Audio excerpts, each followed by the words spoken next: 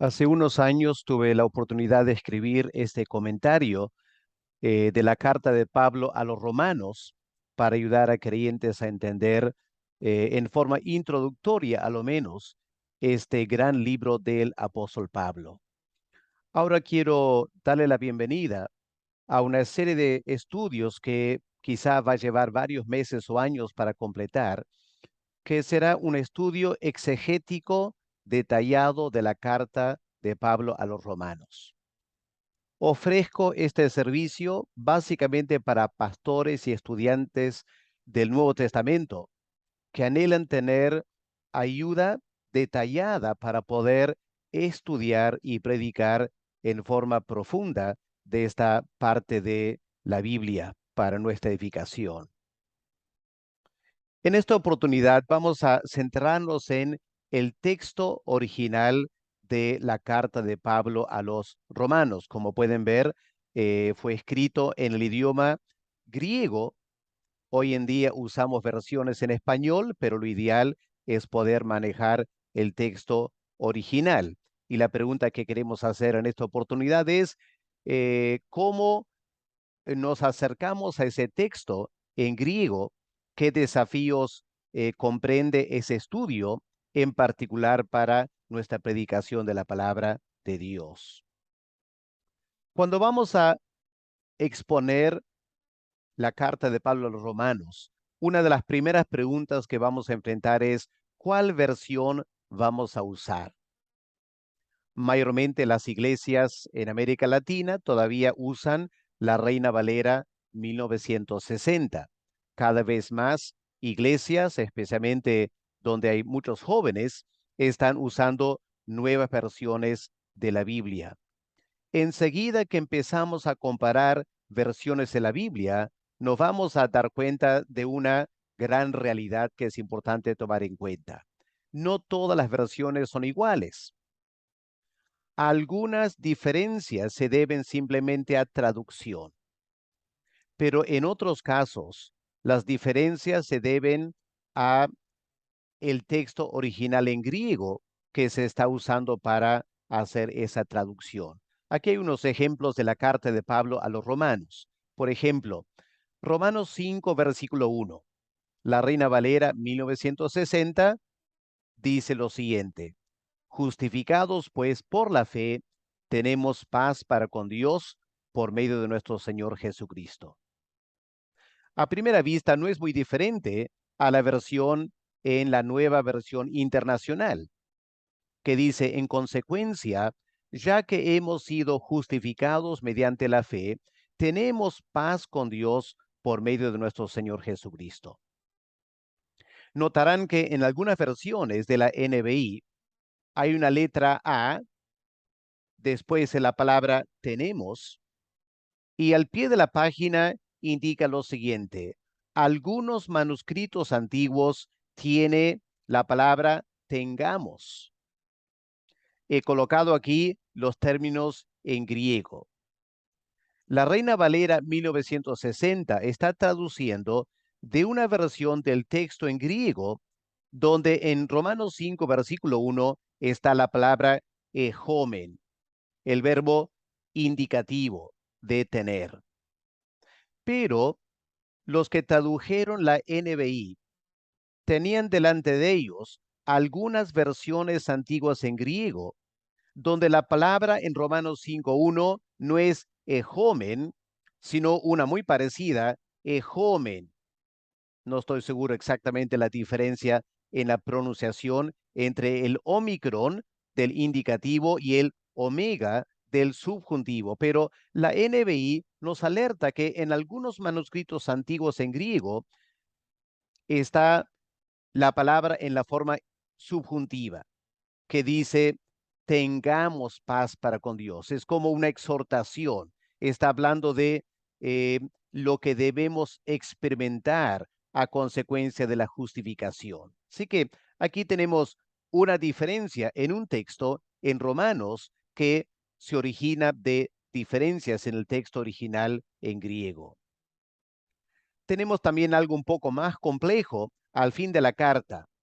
Miren aquí lo que dice la Reina Valera en Romanos 16, versículos 23 al 25. La última parte del versículo 35 dice, y el hermano cuarto, Pablo enviando saludos al hermano cuarto. Versículo 24, la gracia de nuestro Señor Jesucristo sea con todos vosotros. Amén. Pareciera que ahí termina la carta. Pero luego viene el versículo 25, y al que puede confirmaros. Y hay una doxología que continúa ahí. Miren cómo está en la NBI. Termina el versículo 23, al igual que la Reina Valera, nuestro hermano cuarto. Y luego noten que en la NBI desaparece el versículo 24. No existe. Salta de frente al versículo 25. El Dios eterno. Ahí está la doxología. Al pie de la página, en la NBI, van a encontrar lo siguiente. Algunos manuscritos contienen el versículo 24. La gracia de nuestro Señor Jesucristo sea con todos ustedes. Amén. Les alerto a esta realidad porque aunque al fin y al cabo no va a cambiar mucho, muy poco en realidad, nuestro estudio detallado de la carta de Pablo a los romanos, tenemos que desde ahora, desde el comienzo del estudio, estar dispuestos a enfrentar este reto de variantes textuales que en el ejercicio de la exégesis habrá que ir tomando en cuenta. El propósito de este primer video es orientarles a toda esta temática del texto original en griego y dónde vamos a encontrar ayuda para resolver estas diferencias entre versiones de la Biblia en español. Hace siglos, cuando Reina y Valera tradujeron la Biblia al español, ellos usaron una versión del texto en griego que se llama el texto recibido.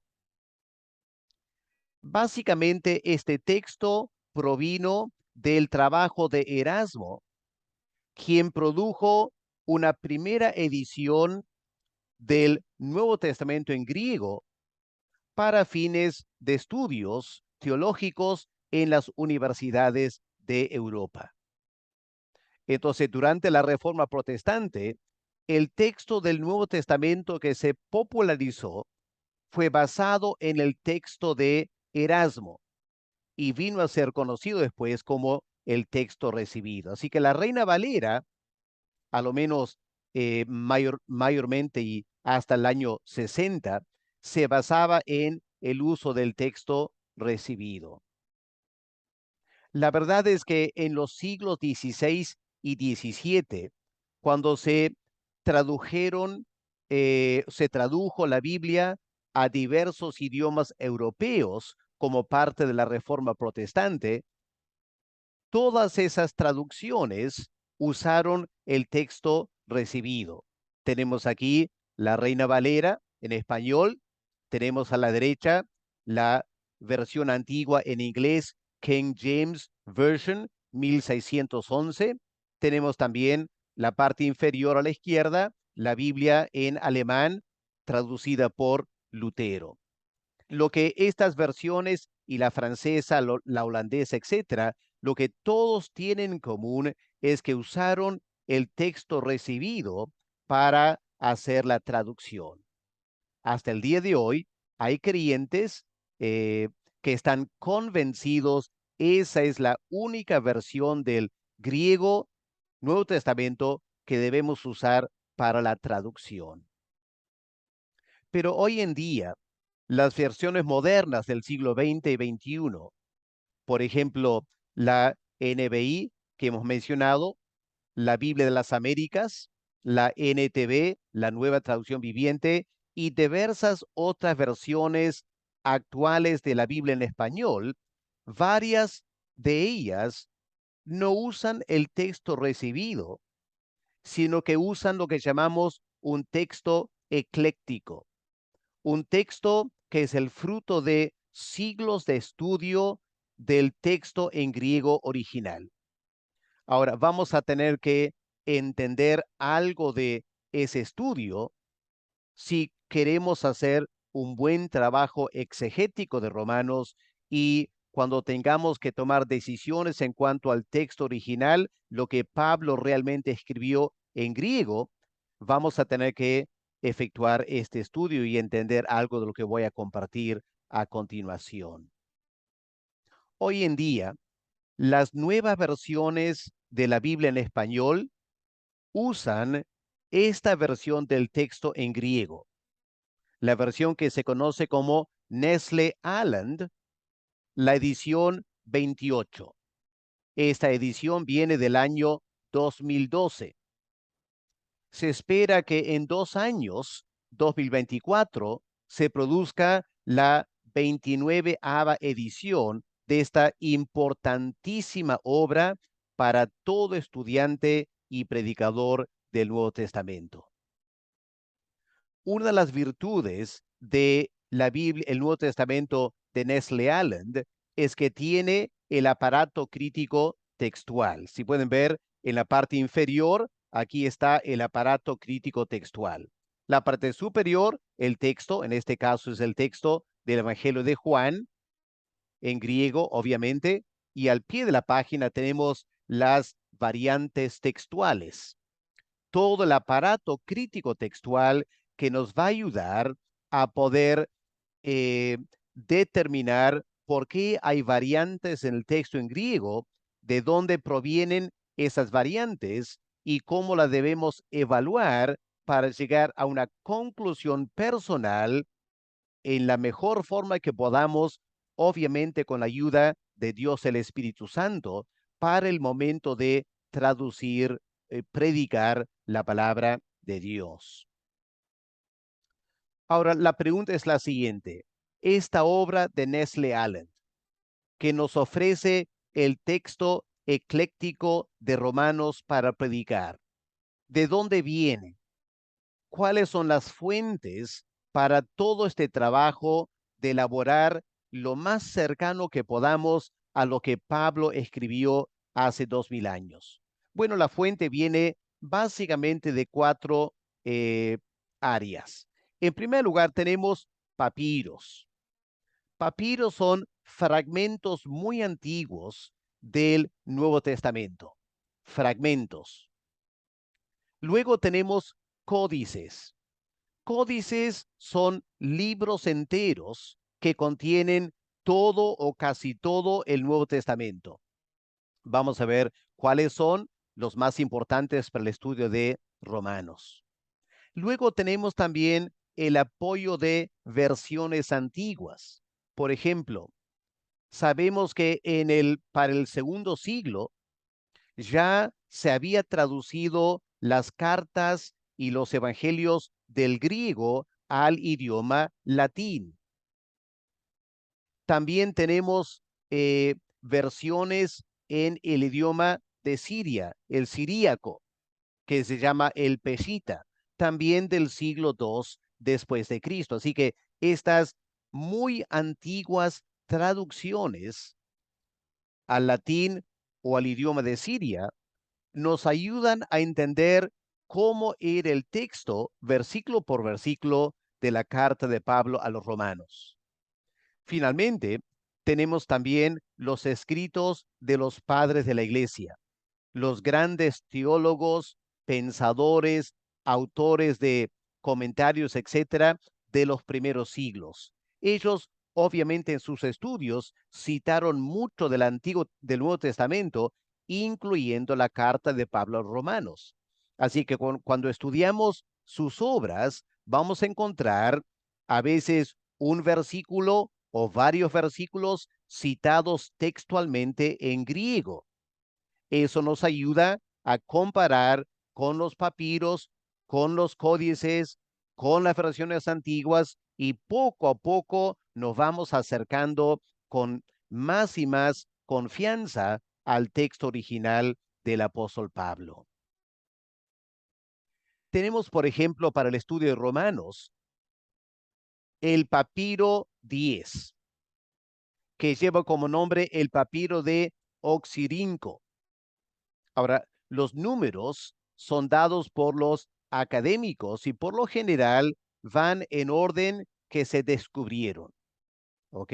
No son en orden de las fechas de que provienen, sino de la fecha en la cual fueron descubiertos. Así que papiro 10, el papiro de Oxirrinco, data más o menos del año 316 después de Cristo, comienzos del siglo IV. Aquí tienen el fragmento, lo pueden ver en la pantalla. Los estudiosos indican que no está tan bien escrito que digamos, y lamentablemente solo consta los primeros 7 versículos de la carta de Pablo a los romanos. Pero tenemos una evidencia bastante temprana de la carta de Pablo a los romanos. Aquí tenemos un mapa de Egipto indicando dónde queda Oxirrinco.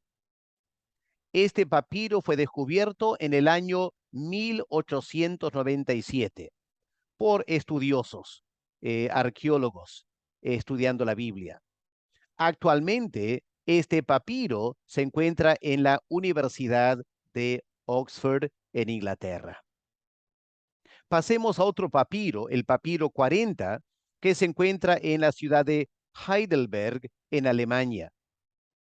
Este papiro, realmente varios fragmentos de papiro, son del siglo III, es decir, los años 200. Antecede entonces el papiro 10. Aquí tenemos fragmentos más extensos de Romanos. Aquí tenemos Romanos 1, 24 al 27, y luego capítulo 1, versículo 31 al capítulo 2, versículo 3. También capítulo 3, versículo 21 al capítulo 4, versículo 8 de Romanos. Capítulo 6, versículos 4 al 5 y el versículo 16. Y finalmente tenemos la parte central, Romanos 9, versículo 16 al al versículo 17 y luego el versículo 27 también. Ahora, estos fragmentos fueron descubiertos en Fayum, una parte desértica al sureste de Cairo, por el año 1924. Y empezamos a entender que estudiosos han invertido tiempo para eh, indagar, investigar, explorar lugares claves y han descubierto estos preciosos papiros muy antiguos que nos dan cierto testimonio de la carta de Pablo a los romanos. Pero hay mucho más por descubrir y explicar en un momento. Pasemos ahora a un papiro muy importante, el papiro 46, que va por el nombre de Chester Beatty, que es el lugar, el museo donde este papiro se encuentra. Ahora tenemos una fecha mucho más temprana, ¿no es cierto? Este papiro viene del año 200 después de Cristo. Así que si pensamos un momento, es una copia de Romanos del año 200 después de Cristo. Si Pablo escribió su carta original por los años 50, este papiro bien podría ser una copia del documento original o una copia de la primera copia. Estamos muy cerca al texto original de Pablo. Y fíjense, aquí tenemos bastante parte del texto de Romanos. Ustedes pueden notar aquí, no lo voy a leer todo, ustedes pueden ver extensas partes de Romanos desde esta fecha tan temprana, el año 200 después de Cristo. Pero ahora pasemos a algo mucho más importante, los códices. Pueden ver ahora que ya no estamos hablando de fragmentos, estamos hablando de libros enteros. Varios de estos fragmentos y libros fueron descubiertos después de la Reforma Protestante. Muy importante tomar esto en cuenta. Es decir, ahora estamos viendo manuscritos y materiales antiguos que Erasmo no tuvo cuando él elaboró su primera edición del Nuevo Testamento en griego. Y obviamente es muy importante tomar estos materiales en cuenta si queremos acercarnos lo más posible al texto original que Pablo escribió. Ahora, este códice, fíjense, se remonta al siglo IV, los años 300 después de Cristo. Va por el nombre Aleph, la primera letra del alfabeto en hebreo. Tiene una historia muy interesante este códice, por lo menos su descubrimiento. En el siglo XIX, un teólogo protestante, un gran estudioso, llamado von Tischendorf, hizo viajes a Egipto para investigar lugares arqueológicos y ver si él podía descubrir antiguos manuscritos del texto bíblico. Él fue financiado por el zar Alejandro II de Rusia. Y miren lo que pasó. En su primer viaje a Egipto, en el año 1844, se dirigió al monasterio de Santa Catalina, que quedaba al pie del monte Sinaí. Encontró unos fragmentos de un libro muy antiguo, en griego, en un tacho de basura.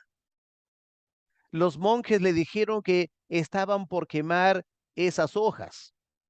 Tischendorf las rescató y se dio cuenta que eran parte de la Septuaginta, es decir, la traducción al griego del Antiguo Testamento. Felizmente rescató esos fragmentos del códice y se dio cuenta aquí en Santa Catalina había mucho que estudiar.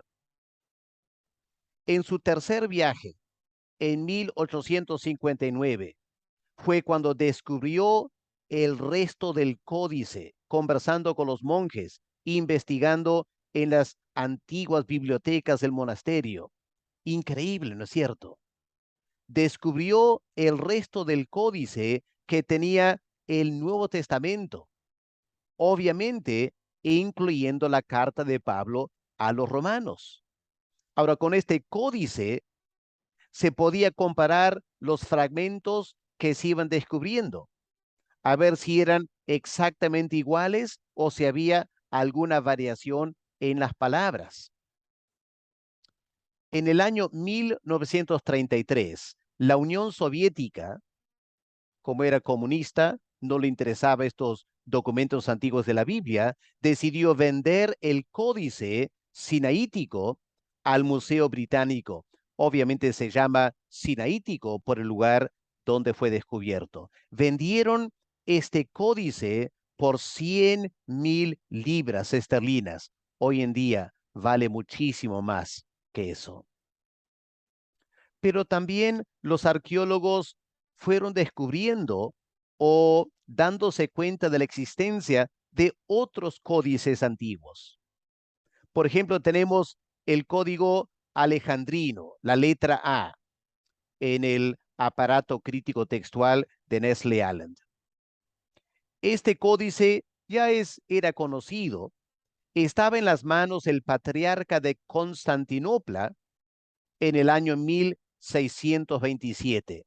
Él había sido antes el patriarca de Alejandría.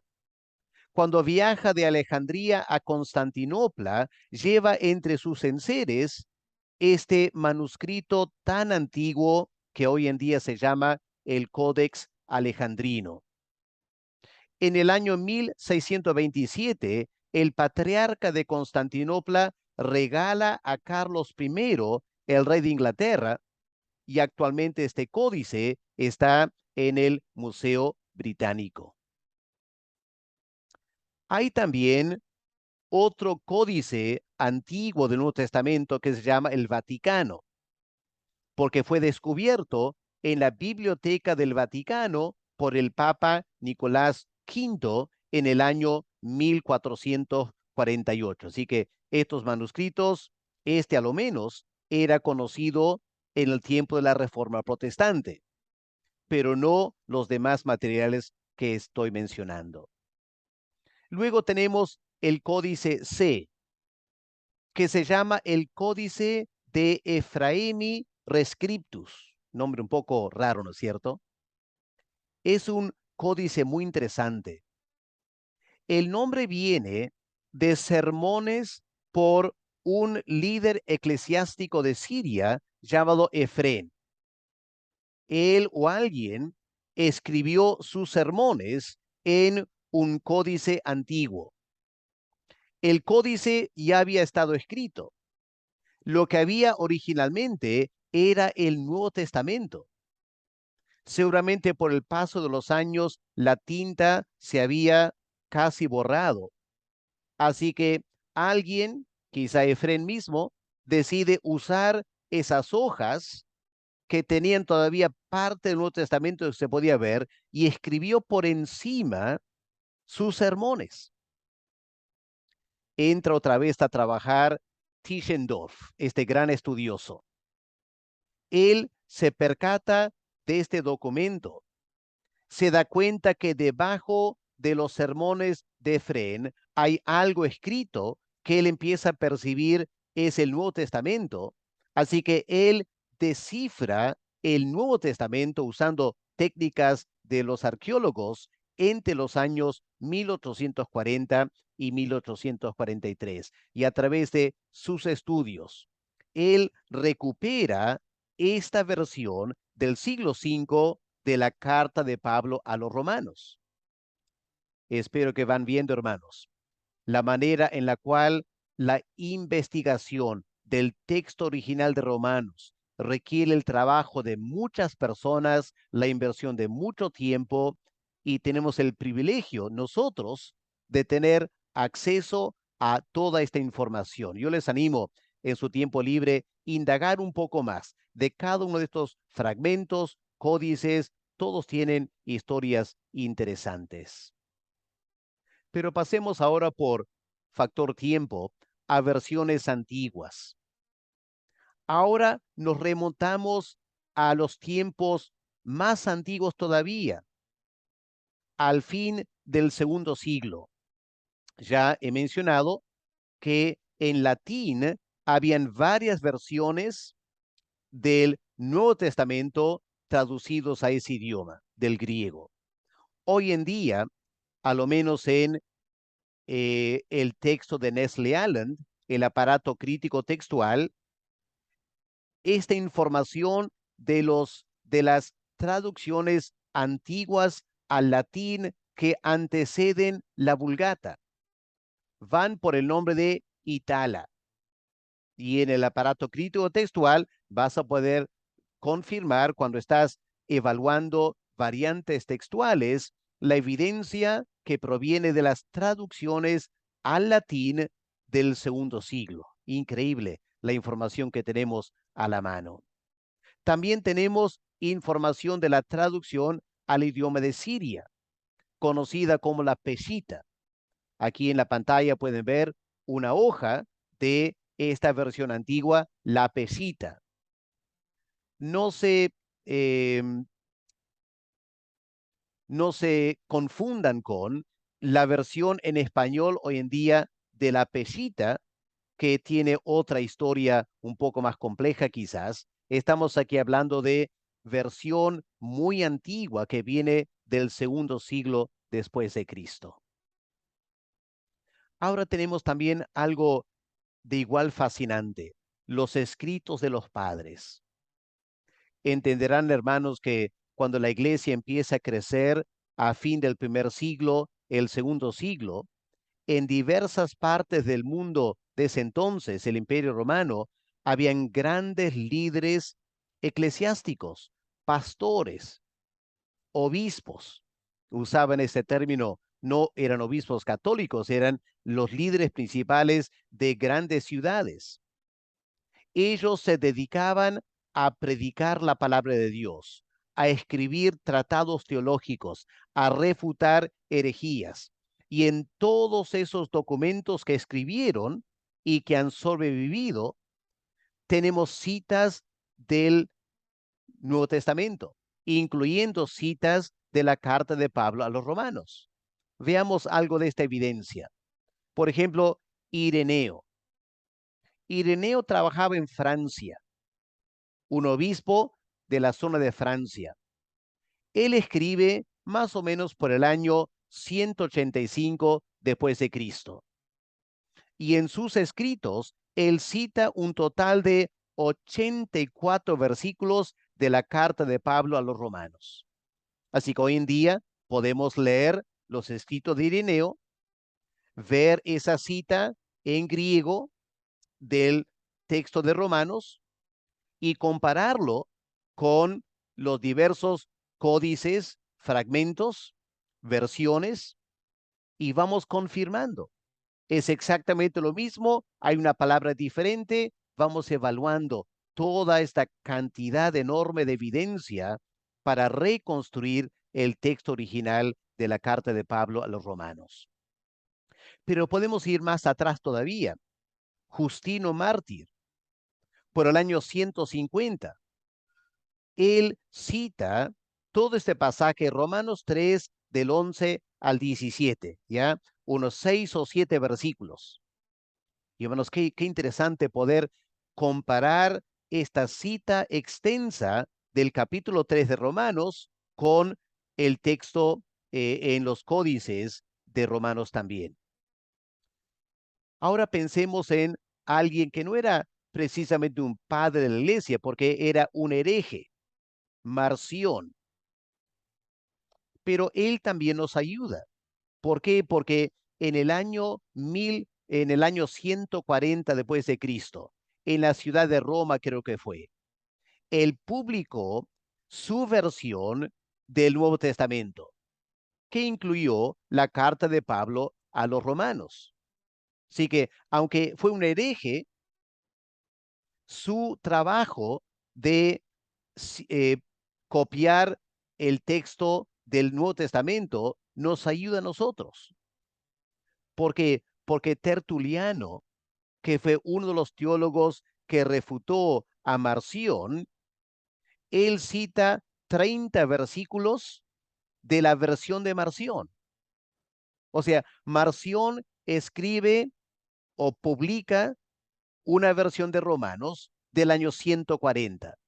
Es decir, estamos hablando de una versión del texto de Romanos 90 años después del original. Así que Marción, si no tenía acceso al texto original, obviamente Marción estaría trabajando con una copia del texto original de Pablo a los Romanos.